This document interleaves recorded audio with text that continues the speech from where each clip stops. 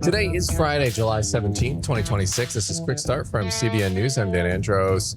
President Trump addresses the nation on election security. We'll have that top story and more on today's podcast, where we bring you news from a Christian perspective. Don't forget to subscribe and leave a rating. You can always email us if you'd like to reach out.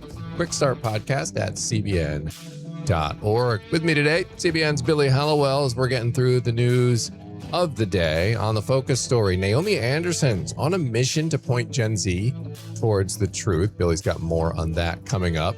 And on the main thing, the phrase Judeo-Christian values is suddenly sparking outrage online. Why and what's the response? Raj Nair has more coming up on the main thing. All right, telling you about our sponsor again, Christian Solidarity International, and we're seeing the persecution around the globe. And listen, we're promised as Christians that we're going to live with persecution. This is something that's not going to be rectified in our lifetimes because we live in a fallen world. We live in a sinful world. And when you have people who are hostile to God, when they have rejected God, well, you're going to have enemies of God, and they're going to see the people of God as enemies of God. And so persecution is rampant around the world. And unfortunately, while we can help combat it, it's going to be a part of life on this side of eternity. And so as Christians, we're called to help any other Christian or person who's in the line of fire, who may be suffering persecution for the name of Jesus, for just believing in Jesus, for converting to Jesus. If you come out of Islam and you go into Christianity, you now have a target on your back. Well, Christian Solidarity International, they are dedicated to helping these people. This is what they do, and they've been doing it for half a century now.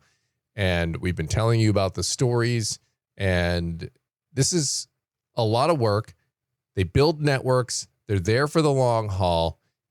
They need help, quite frankly, to continue this work. And you can do it very easily. Just go to csi-usa.org, csi-usa.org. It's very simple, and any little bit of amount can help. And they're fighting these charges. Told you about the story going on in Pakistan right now, trying to get that teen girl back. We'll give you an update on that as soon as we get one, and hopefully it's a good update. But that's the sort of work they're doing, where other people aren't stepping into the gaps. CSI is. So go to csi-usa.org. And you too can help out persecuted Christians in need around the globe. I'm going to go to the news in 90 seconds now. President Trump says he's exposing what he called shocking vulnerabilities in America's election system. In a nationally televised address, the president announced the declassification of intelligence documents and he says reveal weaknesses involving election infrastructure, foreign influence, and voter data. The president said the documents do not show China changed votes or election outcomes, but he argued Beijing conducted influence operations and gathered extensive information on American voters, including names, addresses, phone numbers, and political affiliations. The White House released documents covering electronic voting and ballot counting vulnerabilities, China's collection of U.S. voter data, a Michigan voter registration investigation, and allegations involving non-citizens on voter rolls. President Trump also renewed his push for the Save America Act, which would require proof of citizenship and voter ID for federal elections. President Trump said DHS has identified more than 256,000 potential non-citizens on voter rolls in 4 states and ordered states to remove anyone found to be ineligible. Those are just some of today's top headlines. Read more stories over at cbnnews.com, including a story about a remarkable jail revival that's unfolding right now in Florida, where nearly 70 inmates were baptized and at the Walton County Jail after local churches partnered with the sheriff's office to bring the gospel behind bars. Very, very cool story there. Make sure you're checking that out over at cbnnews.com. All right, we are going to go to the focus story now, and Naomi Anderson is on a mission to point Gen Z toward the truth. So tell me about the story here. Yeah, this one is really, really interesting. She's the founder of Verity Collective. It's a movement rooted in the unchanging truth of the gospel. And she told CBN News that her goal is to really bring Jesus to America's young generation. She said, "We believe that there's a lot of confusion and noise in this world for them, and we want to bring them back to the one and only truth, which is Jesus." And, this is an organization that essentially is engaging with young people on campuses. It's a movement, and they're really trying to, I think, seize on what we're seeing happen with younger people, which is an interest in the gospel. If not an interest in the gospel, an interest in something bigger than themselves. We're seeing that really across the board. At first, we thought, is it anecdotal? But we've covered this a lot on the show. There's definitely something happening. And so Naomi Anderson and her team, they're trying to really capitalize on the moment to bring the truth to young people. And what does she believe about young people and the truth? Yeah, so this is interesting. She talked about confusion. She talked about young people craving the truth, but they've had this uphill battle in understanding it because they've been sold really an improper understanding of reality. She said they're craving the truth. They just don't know what it is because they've been told to define it for themselves. So when you ask them what is truth, they literally will sit there on camera and it will take them a few minutes to try to decide right because they have been told that truth is objective, that you define your own truth. They just need to be pointed back to the truth. It's like having a compass, right? You need to have that compass to be pointed back. They know that something is off, but they're not quite sure what it is. And so she said the need for the truth couldn't be more pressing as young people are facing mental health struggles, anxiety, depression. And she said it all forms around this idea of identity. Where am I grounded in? Do I have a solid landing spot? These are all huge pieces of the puzzle right now that she and her organization are hoping to really unpack and meet young people where they are. Yeah. And what does she hope to accomplish here with Verity Collective? She's really hoping that they can start visiting college campuses across the US in September to have a presence and to really spark conversations. She said, what we're recognizing is that when you actually pull someone aside and start asking them questions like, what is truth? They have a yearning to know what it is, and you want them to know. So she said, they'll ask, what do you believe truth is? And it really does open up this opportunity for them to speak the gospel of Jesus to these young people. And she said that they're seeing that young people are excited to actually hear it. And that's interesting to me because I think a lot of people are afraid to share the gospel and they're not sure how to do it. And yet they want to show up on these campuses, have those conversations. It's pretty inspiring. And I'm excited to see what they accomplish through this. Yeah. And we've talked about this on the podcast several times over the past months about how people are yearning for truth right now. And they've been fed lies on many fronts, sometimes really blatant lies. Men can get pregnant and you're just like, wait a minute, what? And you're told to believe that or else you are, a bigot or some sort of hate monger or something like that.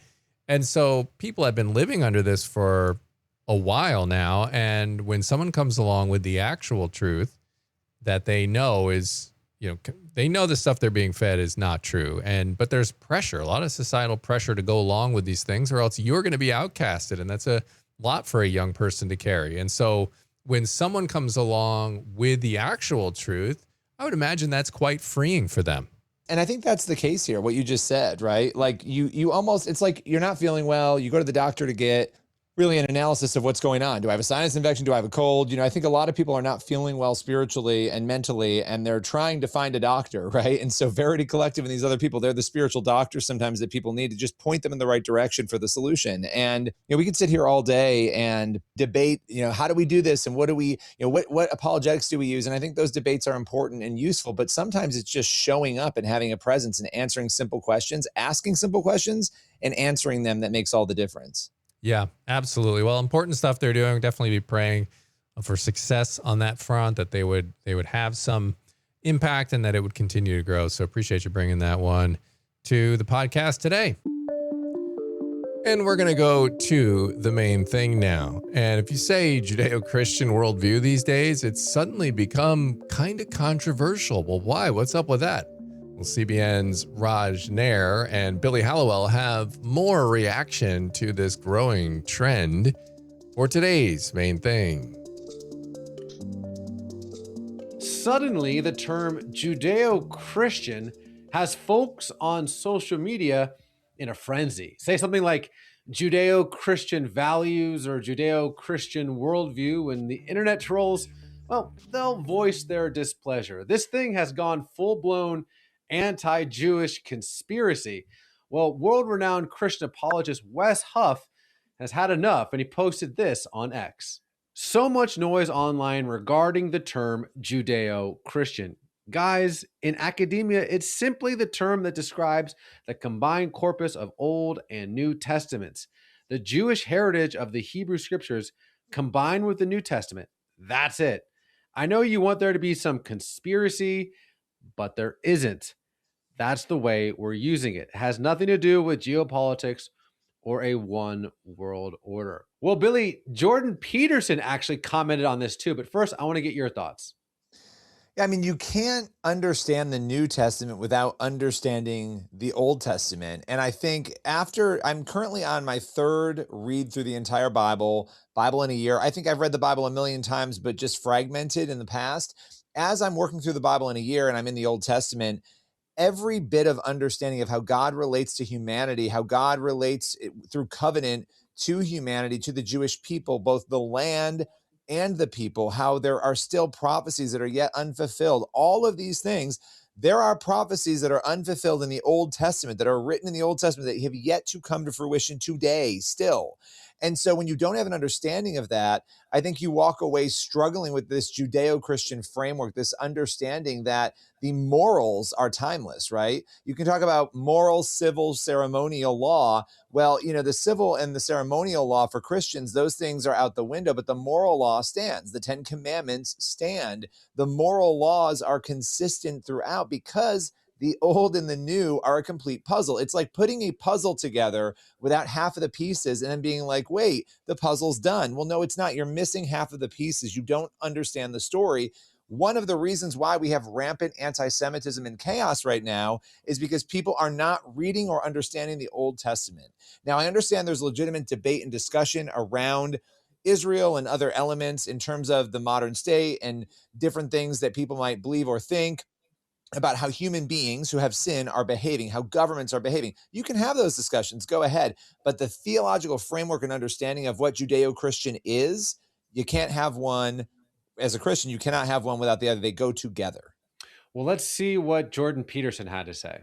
With regards to Judeo-Christian, the 10 Commandments are Jewish. The great stories of the Old Testament are Jewish. The Jews developed the idea of subsidiary as the alternative to tyranny and slavery. The Jews established the cultural preconditions for the rise of universal literacy. The fate of Israel at the hands of the Islamists is the fate of the West. This rising tide of anti-Semitism sickens me. Those of you engaging in it for your oh so moral reasons, you're despicable. And remember, you proud Christians objecting in all your purity to the term, Christ himself was a Jew. All right, here's my thoughts, Billy. The term Judeo-Christian isn't something from antiquity. It is a relatively new concept, but the undergirdings, the meaning of it is just so clear. I don't know why this is controversial. Every single book of the Bible was written by a Jew, except maybe Luke and Acts, but people argue he was a Hellenistic Jew. All the apostles were Jews. All the prophets were Jews. And I think what's important is to think about, okay, well, maybe when Jesus died and then rose again, he stopped being a Jew. He turned it into like a Baptist or a Calvinist or something. Well, if you look at the very last book of the Bible, as the story's closing, in our New Testament, the last book, the book of Revelation, what is Jesus identified as? This should give us all the perspective we need. As the book's closing, as the things are wrapping up, in Revelation 4, see, the Lion of the tribe of Judah, the root of David has triumphed. That is the most thoroughly sounding Jewish name. Clearly, he was born in Judea, in Bethlehem, to the tribe of Judah. Judah, this is all where we get the term Jew from. From start to finish, this is an utterly Jewish book. And to me, the most heartbreaking thing is when Christians, believers in Yeshua HaMashiach, that Jesus, the Messiah, somehow throw the Old Testament on the back burner. If Jesus Christ is the same yesterday, today, and forever, then Jesus, God incarnate, God is the same God in the book of Romans and the Gospel of John as he is in Deuteronomy and Leviticus. He's the same God. And so to me, if we're cherry picking and we're extracting, I mean, Jesus was in Jerusalem for Hanukkah. I don't know why, but growing up, I was always under the impression that Christmas and Hanukkah were competing, but Jesus clearly in the Gospel of John is in Jerusalem for Hanukkah.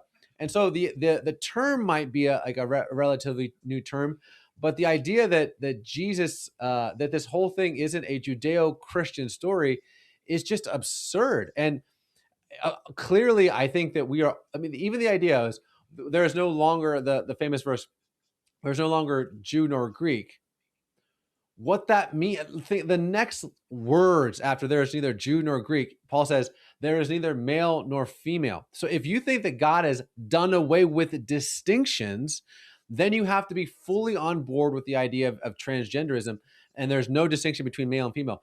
Clearly, that's not what God's saying here. He's saying that Jew, Greek, male, female, we're all one in the kingdom of Yeshua, because me and probably you watching this are Gentiles. We're like wild olive shoots that have been grafted into this story of salvation. And we should be trembling. We should be overwhelmed by the fact that we've been grafted into this story. And so to me, the fact that this is somehow a conspiracy, this is so clearly, here's the thing, for everyone out there that has this ickiness towards the Jewish people and Israel, there are two different things. Understanding what like you were saying, Billy, people, flawed humans have done, and that's fine, everything. But to extract and to whitewash and to remove the Jewishness of this Bible is just absurd, because the whole thing was written by Jews, for the Jews, about the Jews, and we've been grafted into this story. Praise Yeshua.